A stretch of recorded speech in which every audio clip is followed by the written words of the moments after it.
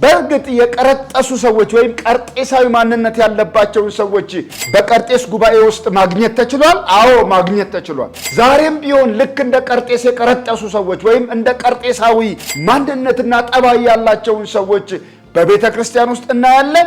አዎ በደንብ እናያለን። ለምሳሌ ክርስቶስ ኢየሱስ ለዓለም እንደተሰቀለ ያወራሉ። ክርስቶስ ኢየሱስ የዓለም መድኃኒት እንደሆነ ይናገራሉ። ኢየሱስ ለእኔ ሰበር ዜና አይደለም መድኃኒቱ እንደሆነ አውቃለሁ ይላሉ። በተግባር ግን የተቀረጸ ምስል የተሳለ ያመልካሉ። እንዲሁም ዳንን በሚሉ ተለውጠናል፣ ስማችን በሕይወት መዝገብ መጽሐፍ ላይ ተጽፏል የሚሉ ኢየሱስ ፍቅር እንደሆነና አንዱ ለሌላው ያልተገደበ ፍቅር መስጠት እንዳለበት የሚናገረውን ወንጌል ይናገራሉ። ተግባራቸው ግን ወንድሞችን ገፊ ይሆናል። ለአምልኮ ተሆዳቸው ማለት ለራሳቸው ለሆደ አምልኳቸው ምንም ነገር ማድረግ ከፈለጉ ያደርጋሉ።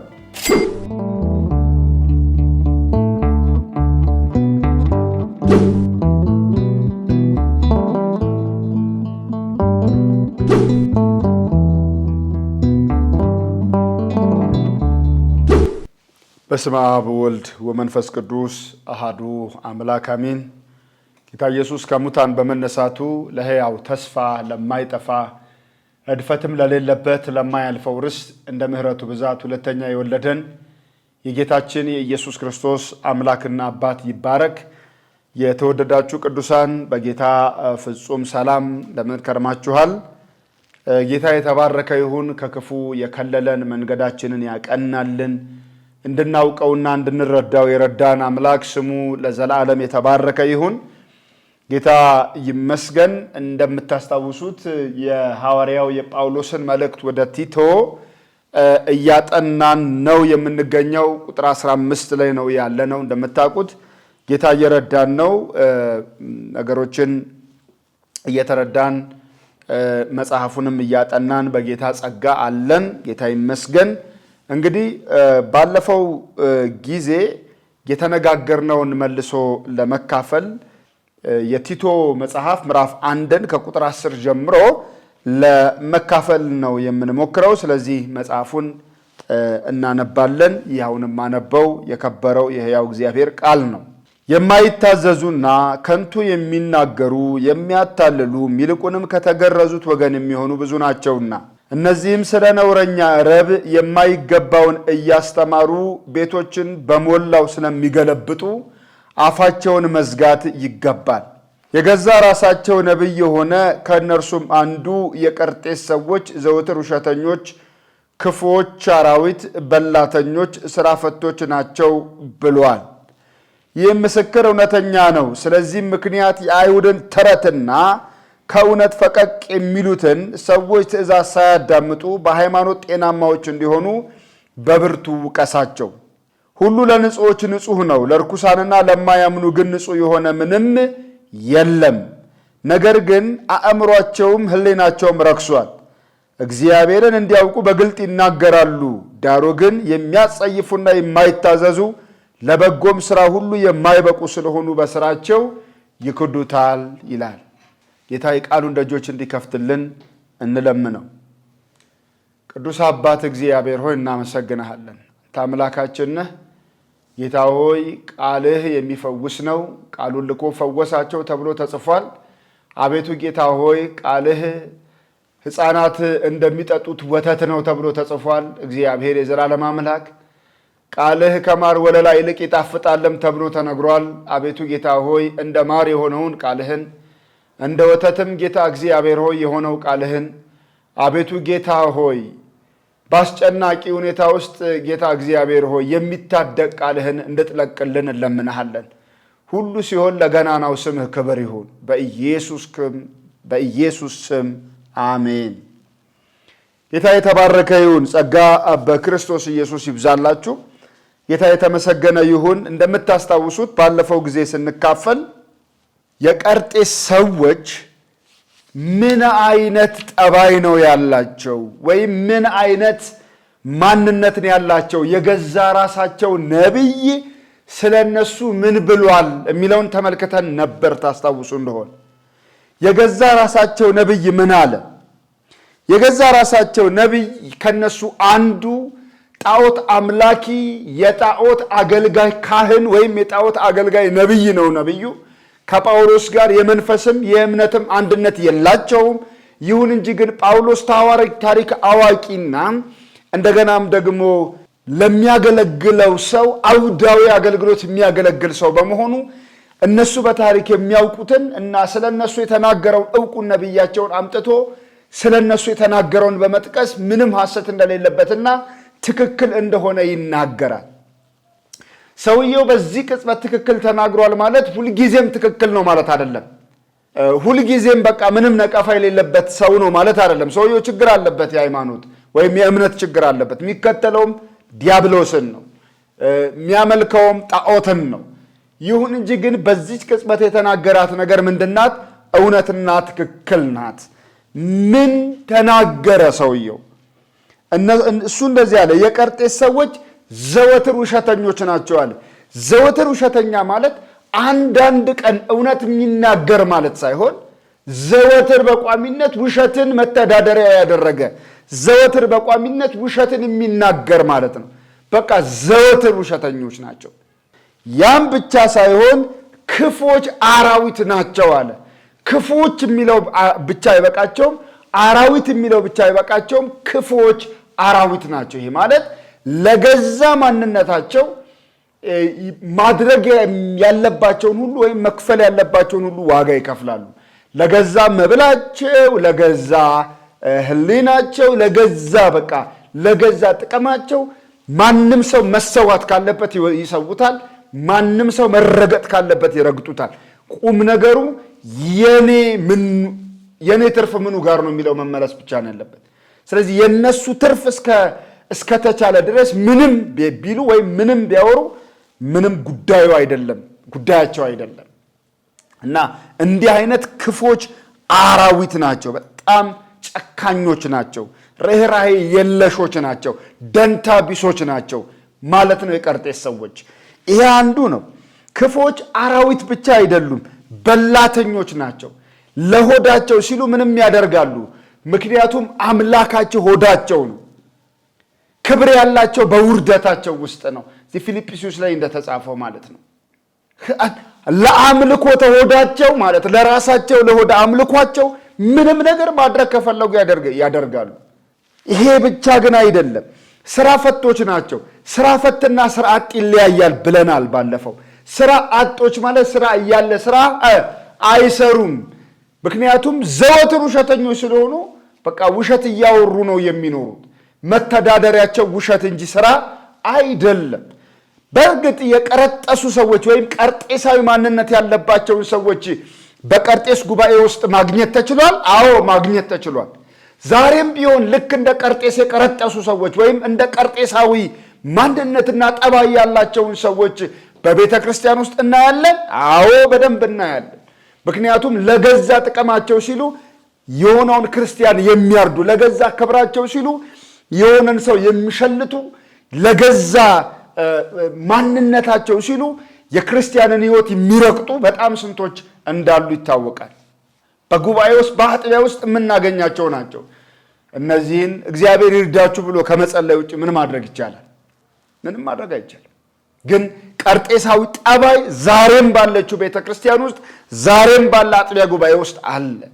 በቃ ለገዛ ስሙ፣ ለገዛ ክብሩ፣ ለገዛ እኔነቱ፣ ለገዛ ማንነቱ ሲባል ለገዛ ገንዘብ ለማግኘት ሲባል በየሶሻል ሚዲያው፣ በየጉባኤው፣ በየጓዳው፣ በየጎርጓዳው ስንትና ስንት ነገር የሚለፈልፍና የሚያወራ እንደተጠበቅ እንዳለም ይህም እንደሚጠበቅ ልነግራችሁ ፈልጋለሁ። ስለዚህ እነዚህ ሰዎች የቀርጤስ ሰዎች ጠባይ አለ። ቤተ ክርስቲያን ውስጥ እነዚህ ሰዎች ገብተዋል ነው። ሌላ አገሪቱ ውስጥ ያለው ያ ቀርጤስ ከተማ ውስጥ ያለው ነገር በሙሉ እንደውም እየተጠመቀ ክርስቲያናዊ ካባና ያንን መልክ እየያዘ መጥቶ ቤተ ክርስቲያን ውስጥ ገብቷል። እነዚህን ምንድን ነው የሚላቸው? የምስክር እውነተኛ ነው። ስለዚህ አይሁድን ተረትና ከእውነት ፈቀቅ የሚሉትን ሰዎች ትእዛዝ ሳያዳምጡ በሃይማኖት ጤናማዎች እንዲሆኑ ውቀሳቸው። እንደነዚህ አይነቶቹን በቃ በሃይማኖት ጤናማ ማለት የተመረዘ መርዛም ይሄ የተበከለ አይነት ወይም የተመረዘ አይነት ህይወት እንዳይኖራቸውና ጤናማዎች እንዲሆኑ መከራቸው። በጣም የተመረዘ ማንነት እንዳይኖረን በሃይማኖት ጤናማዎች መሆን ከተፈለገ ወይም በመናምነው እምነት ጤናማ እምነት እንዲኖረን ከተፈለገ እንዲህ አይነቱ እኔ ከሚል ስግብግብ ህይወት መውጣት እጅጉን ያስፈልገናል እና ውቀሳቸው ነው የሚለው። ቁጥር 15 ላይ አሁን የቀረቡት እነዚህ መመዘኛዎች ናቸው። አሁን መመዘኛዎች ቀርበዋል። አንድ ነገር ትክክል ነው ወይም አንድ ነገር ትክክል አይደለም ለማለት የሚያበቃን መመዘኛ ምንድነው ነው የሚለን። ቁጥር 15 እንደዚህ ይላል፣ ሁሉ ለንጹሖች ንጹሕ ነው፣ ለርኩሳን ለማያምኑ ግን ንጹሕ የሆነ ምንም የለም ይለንና ነገር ግን አእምሯቸውም ህሊናቸውም ረክሷል ይለናል። ስለዚህ መመዘኛዎች ምንድናቸው? በዚህ ክፍል አእምሮና ምን ህሊና። አእምሮና ህሊና በዚህ ክፍል መመዘኛዎች ሆነው ቀርበዋል። ክርስቲያን ከነዚህ ተጨማሪ ተፈጥሯዊ ከሆኑት መመዘኛዎች ከአእምሮና ከህሊና ሌላ ሶስተኛ መመዘኛ አለው። ማን ይባላል ካላችሁኝ፣ መንፈስ ቅዱስ። ጌታ ኢየሱስን ስንቀበልና ዳግመኛ ስንወለድ ማንኛውም ክርስቲያን የመንፈስ ቅዱስ ማደሪያ ነው። አንድ ሰው ሆኖ በሚወለድበት ጊዜ አእምሮና ህሊና ይኖረዋል። አእምሮም አለው ህሊናም አለው። ስለዚህ እነዚህ መመዘኛዎች ናቸው። ግን ክርስቲያን ተጨማሪ ሌላ መመዘኛ አለው። ምንም ይባል መንፈስ ቅዱስ። ምክንያቱም ጌታ ኢየሱስ ምን ብሎናል? በእናንተ ዘንድ የሚኖረው ወይም በውስጣችሁ የሚሆነው የእውነት መንፈስ። የዮሐንስ ወንጌል ምዕራፍ 14 ላንብበው። የዮሐንስ ወንጌል ምዕራፍ 14 ቁጥር 15 እና 16 ላይ እንደዚህ ይለናል፣ እኔም አብን እለምናለሁ ለዘላለም ከእናንተ ጋር እንዲኖር ሌላ አጽናኝ ይሰጣችኋል፣ እርሱም ዓለም የማያየውና የማያውቀው ስለሆነ ሊቀበለው የማይቻለው የእውነት መንፈስ ነው። ነገር ግን ከእናንተ ዘንድ ስለሚኖር በውስጣችሁም ስለሚሆን እናንተ ታውቁታላችሁ ይላል። ስለዚህ በእኛ መካከል የሚኖር ማለት በጉባኤ 2ም 3ም ሆነን ስንሰበሰብ በእኛ መካከል ያ የእውነት መንፈስ ይኖራል። ብቻም ሳይሆን በመካከላችን መሆን ብቻም ሳይሆን በውስጣችን ያ የእውነት መንፈስም ይኖራል። ስለዚህ መንፈስ ቅዱስ በውስጣችን ስለሚሆን ነገሮችን በሱ ሚዛን እንመዝናለን። ይሄ ነገር እግዚአብሔርን ያከብረዋል ወይስ አያከብረውም? ትክክል ነው ወይስ ትክክል አይደለም? ንጹሕ ነው ወይስ ርኩስ ነው? የእግዚአብሔርን ፍቃድ ያረካል ወይስ አያረካም? እግዚአብሔርን ያስደስተዋል ወይስ ያሳዝነዋል የሚለውን የምንለካበት የመለኪያ ነው መንፈስ ቅዱስ። ስለዚህ እነዚህ ሰዎች ልብ በሉ፣ እነዚህ የቀርጤስ ሰዎች እነዚህ መመዘኛዎች ተበላሽተውባቸዋል።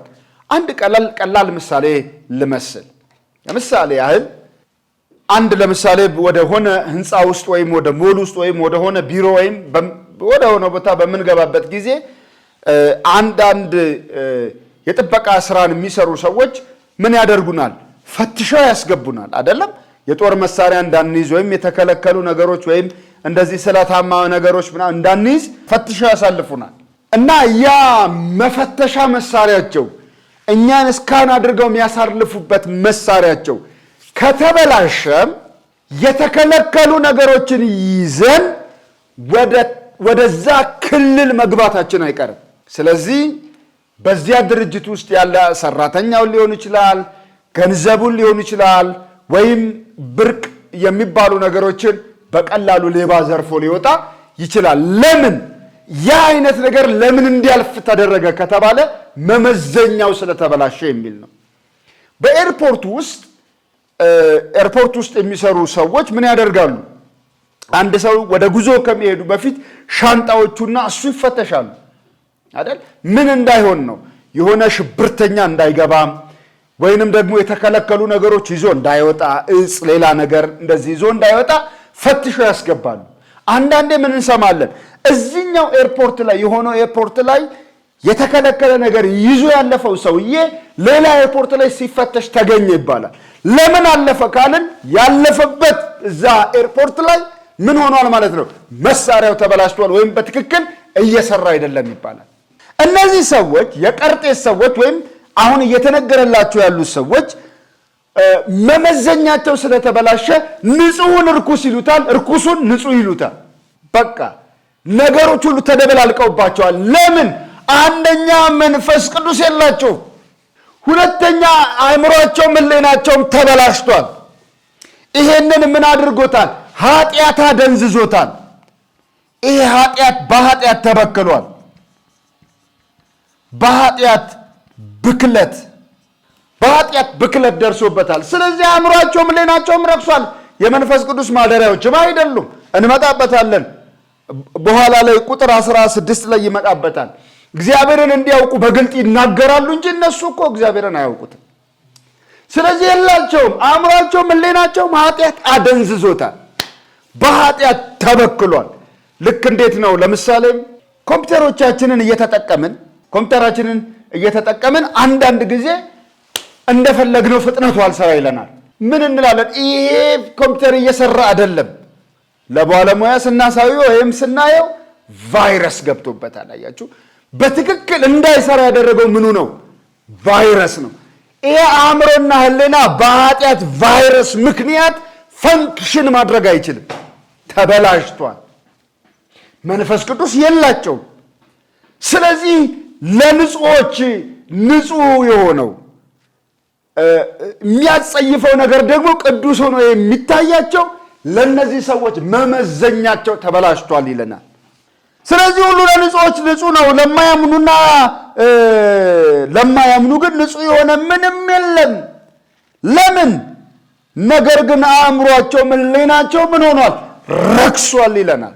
ረክሷል አእምሯቸውና ሕሊናቸው፣ ምንም ነገር ንጹሕ ሆኖ አይታያቸውም። እነዚህን ሰዎች በአንደኛ ጢሞቴዎስ ምዕራፍ 4 ላይ ላሳያችሁ ፈልጋለሁ። አንደኛ ጢሞቴዎስ ምዕራፍ 4 ከቁጥር 3 ጀምሮ እንደዚህ ይላል። ከቁጥር 2 ጀምሮ ማንበብ እችላለሁ። መንፈስ ግን በግልጥ በኋለኞች ዘመናት አንዳንዶች የሚያስቱ መናፍስትንና በውሸት ግብዝነት የተሰጠውን የአጋንንትን ትምህርት እያደመጡ ሃይማኖትን ይክዳሉ። በገዛ ሕሊናቸው እንደሚቃጠሉ ደንዝዘው እነዚህ ውሸተኞች መጋባትን ይከለክላሉ። ልብ በሉ። አምነውም እውነትን የሚያውቁ ከምስጋና ጋር ይቀበሉት ዘንድ እግዚአብሔር ከፈጠረው መብል እንዲርቁ ያዛሉ። እግዚአብሔር የፈጠረው ሁሉ መልካም ነውና ከምስጋና ጋርም ቢቀበሉት የሚጣል ምንም የለም፣ በእግዚአብሔር ቃልና በጸሎት የተቀደሰ ነውና ይላል። አሁን እነዚህ ሰዎች የአጋንንትን ትምህርት በማድመጥ በተለይ ትዳርን እንደ ርኩስ ነገር ይቆጥራሉ። አሁን የኖስቲዝም ትምህርት አንዱ ጋብቻን እንዴት አድርጎ መቁጠር ነው? ልክ እንዳልሆነ፣ ኃጢአት እንደሆነ፣ የተቀደሰ እንዳልሆነ በመቁጠር ሰዎችን ማሳሳት ነው የኖስቲዝም ትምህርት አንዱ። አሁን የቀርጤስ ሰዎችም ጋር የገባው አንዱ ችግር ይሄ ነው።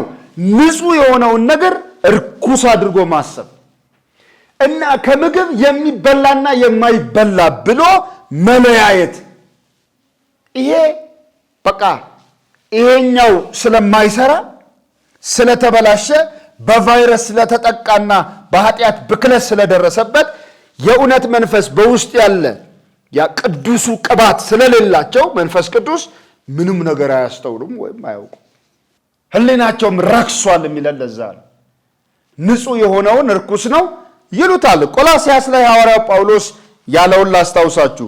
የቆላስያስ መጽሐፍ ምዕራፍ 2 ቁጥር 21 ላይ ይህ እግዚአብሔር ቃል እንዲህ ይላል፣ ከዓለማዊ ከመጀመሪያ ትምህርት ርቃችሁ ከክርስቶስ ጋር ከሞታችሁ እንደ ሰው ሥርዓትና ትምህርት አትያዝ፣ አትቅመስ፣ አትንካ ለሚሉት ትእዛዛት በዓለም እንደምትኖሩ ስለምን ትገዛላችሁ?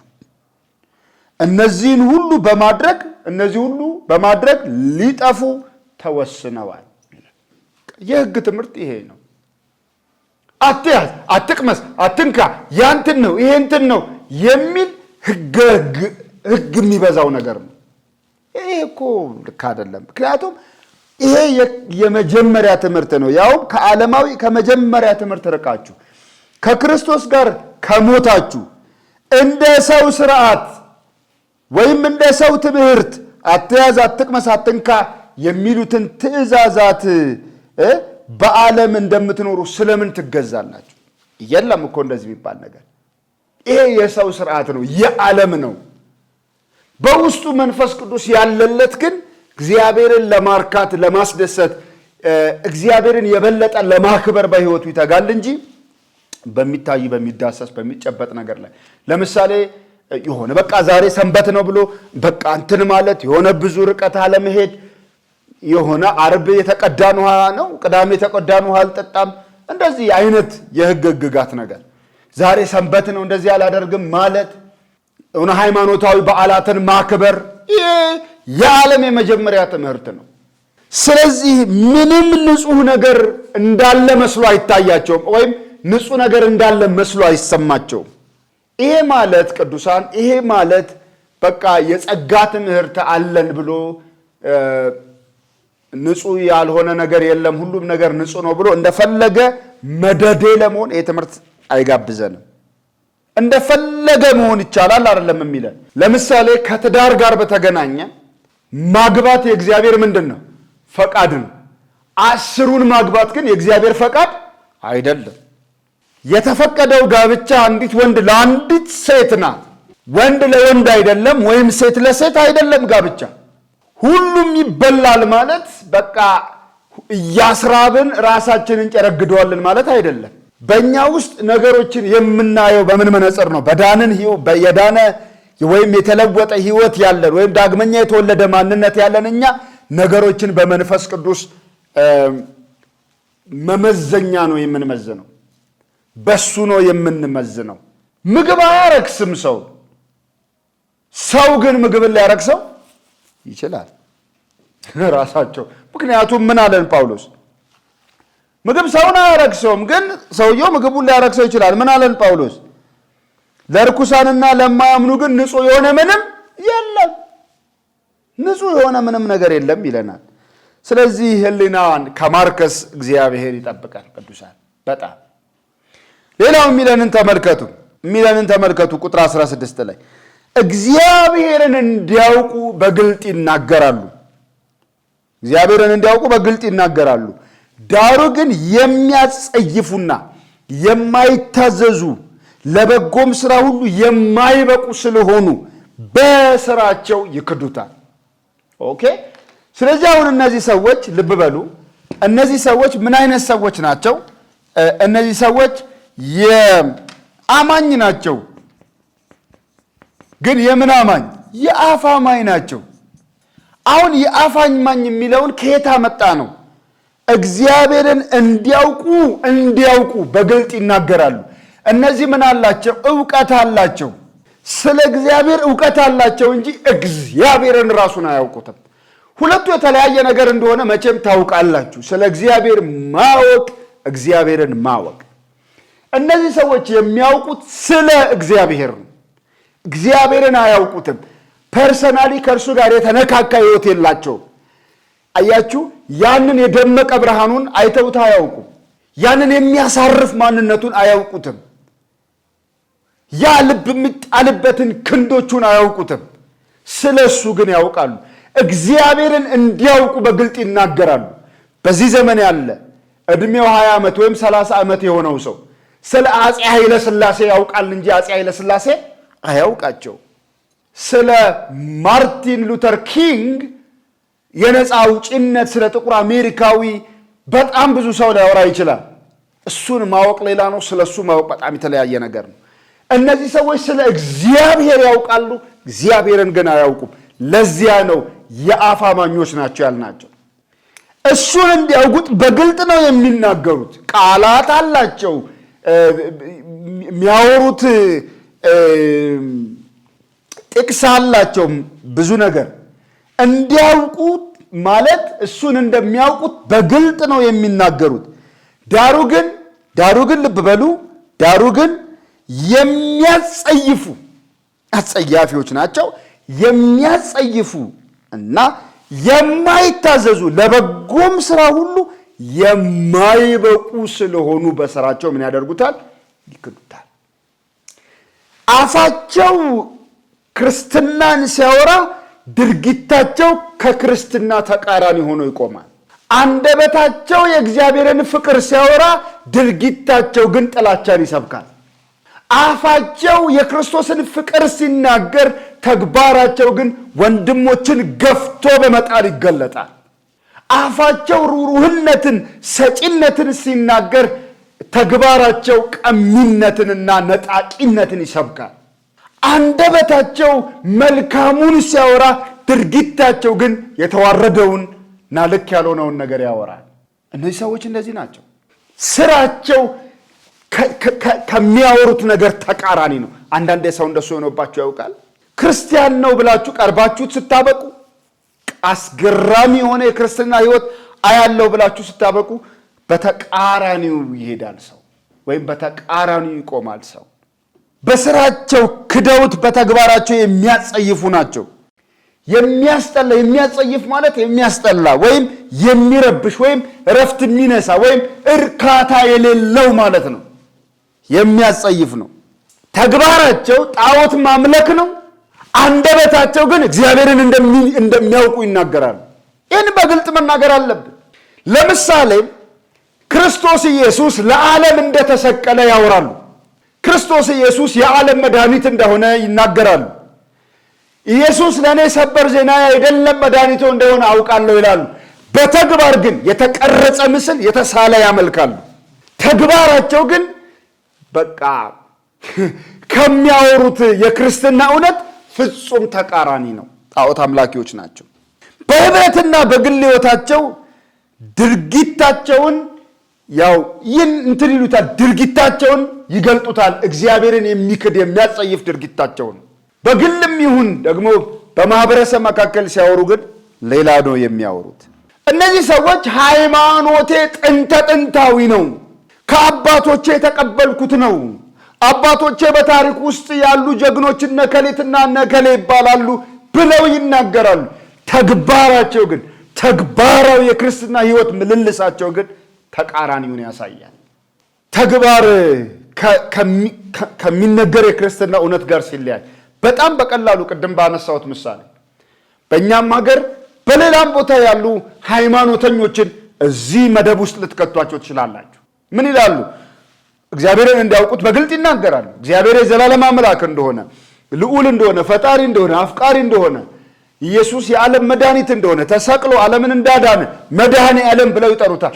ይሁን እንጂ ግን ደግሞ እከሊት በዚህ ቀን ታድነኛለች፣ በ11 በ12 እከሌ ነው፣ በ17 በ15 ደግሞ እከሊትና እከሌ ናት እያሉ ቀናትን መድበው አያችሁ፣ በተግባራቸው የሚያጸይፍ ነገር የሚያደርጉ ናቸው። በቃላቸው ሲናገሩ የተቀረጸውን ምስል ለአንተ አታድርግ የሚለውን ያውቃሉ ወይም ይናገራሉ። በተግባራቸው ግን የተቀረጸውንና የተሳለውን ለራሳቸው ያመልካሉ። ስለዚህ አልተገናኝቶም ነገር ነው። በቃ ግራ የገባው ነገር ነው። በቃላቸው ግን በተግባራቸው ደግሞ ሌላ ነው። እንዲሁም ዳንን በሚሉ ተለውጠናል፣ ስማችን በሕይወት መዝገብ መጽሐፍ ላይ ተጽፏል የሚሉ ኢየሱስ ፍቅር እንደሆነና አንዱ ለሌላው ያልተገደበ ፍቅር መስጠት እንዳለበት የሚናገረውን ወንጌል ይናገራሉ። ተግባራቸው ግን ወንድሞችን ገፊ ይሆናል፣ አግላይ ይሆናል። ስለዚህ እነዚህ ሰዎች ቆም ብለው ራሳቸውን ሊያዩ ይገባል ነው ጳውሎስ የሚል። እንደዚህ አይነት ሰው እንዳንሆን በጣም ያስፈልገናል። እና እነዚህ መመዘኛ የተበላሸባቸው ሰዎች ናቸው። ሕሊናቸውም አእምሯቸውም ረክሷል። ስለዚህ በአፋቸው ድነናል ብለው ይናገሩ እንጂ ተግባራቸው ግን እንዳልዳኑ ይመሰክራል። አፍአዊ አማኞች ናቸው እነዚህ ሰዎች።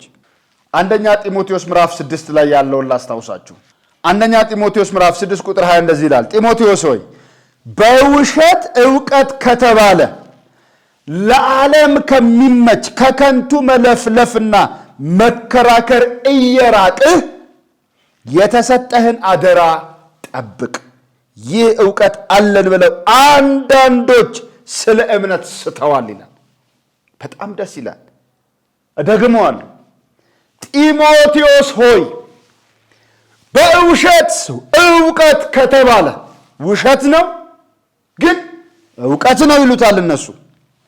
ዕውቀት ከተባለ ለዓለም ከሚመች ከከንቱ መለፍለፍና መከራከር እየራቅህ የተሰጠህን አደራ ምን በል ጠብቅ። ይህ ዕውቀት አለን ብለው አንዳንዶች ስለ እምነት ምን ሆነዋል? ስተዋል። በውሸት ዕውቀት ከተባለ ከንቱ መለፍለፍ ራቅ ይለዋል። ስለዚህ አውቃለሁ የሚለን ሰው ሁሉ ማወቁን ማሳወቅ ያለበት በድርጊት ነው። ኢየሱስን አውቀዋለሁ ከሆነ ድርጊት አምጣ። ድርጊቱ ምን ይመስላል? የሚናገረው ብቻ ሳይሆን የሚኖረው ህይወት ምንድን ነው? የሚመላለስበት መመላለስ ምንድን ነው? የሚያደርገው ነገር ምንድን ነው? የሚያደርገው በእርግጥ የሚያምነው ነው። ለምን ጌታ ኢየሱስ አንድ ጊዜ እንደዚህ አለ፣ ወደ አፍ የሚገባ አያረክስም አለ፣ ከአፍ የሚወጣ ግን እሱ ሰውን ያረክሰዋል አለ። ለምን ሲባል ከውስጥ ነው የሚወጣው። ከውስጥ አያችሁ፣ ከውስጥ ነው የሚወጣው። ውስጡ ምንድን ነው ያለው? አፉ ብቻ ሳይሆን ዝም ብሎ የአእምሮ ቀለብ እኮ አይደለም። የእግዚአብሔር ቃል ህይወትን የሚለውጥ ነው። ስለዚህ የተለወጠ ህይወት እንዲኖረው ከተፈለገ ስለ እግዚአብሔር ማወቅ ብቻ ስለ እግዚአብሔር ማወቅ ብቻ ሳይሆን እግዚአብሔርን ራሱን ማወቅ፣ ስለ ጌታ ስለ ኢየሱስ ማውራት ብቻ ሳይሆን ከኢየሱስ ጋር የተጣበቀ ህይወት እንዲኖረው ማድረግ አለበት ነው የሚለን። የጌታ ጸጋና ሰላም ይብዛላችሁ ቅዱሳን። ይሄ በሌላ ሁኔታ ምንድነው ካላችሁኝ ግብዝነት ነው። ግብዝነት ማለት ግብዝ ማለት አርቲስት ተዋናይ ማለት ነው። አንድ ሰው ጋውን ለብሶ እንደ ዶክተር ሆኖ ሊተውን ይችላል። በእውነተኛ ህይወቱ ግን ሰውየው ዶክተር አይደለም። እንደ ሰባኪ ሆኖ ሊሰራ ይችላል። በእውነተኛ ህይወቱ ግን የእግዚአብሔር ቃል አገልጋይ ላይሆን ይችላል። እንደ ክፉ፣ እንደ ጨካኝ፣ እንደ አውሬ ሆኖ የሚሰሩ ሰዎች ትወናው ዓለም ላይ በእውነተኛ ታሪካቸው ወይም በእውነተኛ ህይወታቸው እጅግ በጣም ጭምቶች ሊሆኑ ይችላሉ።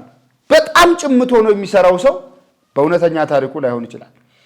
እንደ ቢሊየነር ሆኖ የሚሰራ ሰው በእውነተኛ ህይወቱ የቤት ኪራይን መክፈል የማይችል ሊሆን ይችላል። ክርስትናን እንደ ትወና ስንኖረው በጣም ሰዎች ይህንን አያውቁትም። ምንናገረውን ነው ሰዎች የሚሰሙት። በእውነተኛ ህይወታችን ራሳችን ባለቤቶቹ እንረዳዋለን። ያም ሳይሆን ጌታ ኢየሱስ ራሱ ደግሞ ያውቀዋል ማን በሱ ላይ እንዳለ። ለዛ እኮ ነው ጌታ ሆይ ይሉኛል ይልና እኔ ግን ከቶ አላወቅኳችሁም እላቸዋለሁ። እሱ ማን በሱ ላይ እንዳለ ያውቃልና ከግብዝነት ህይወት እግዚአብሔር ያውጣን ቅዱሳን። በጣም ልክ አይደለም እሱ። ክርስትና የሚኖር እንጂ የሚተወን አይደለም። የሚነገር የሚወራ ብቻ አይደለም፣ የሚኖር ህይወት ነው። ምዕራፍ 1ን ጨርሰናል። በአጠቃላይ ምዕራፍ 1 ስለምንድን ነው የሚነግረን? ምዕራፍ 1 ስለምንድን ነው የሚነግረን?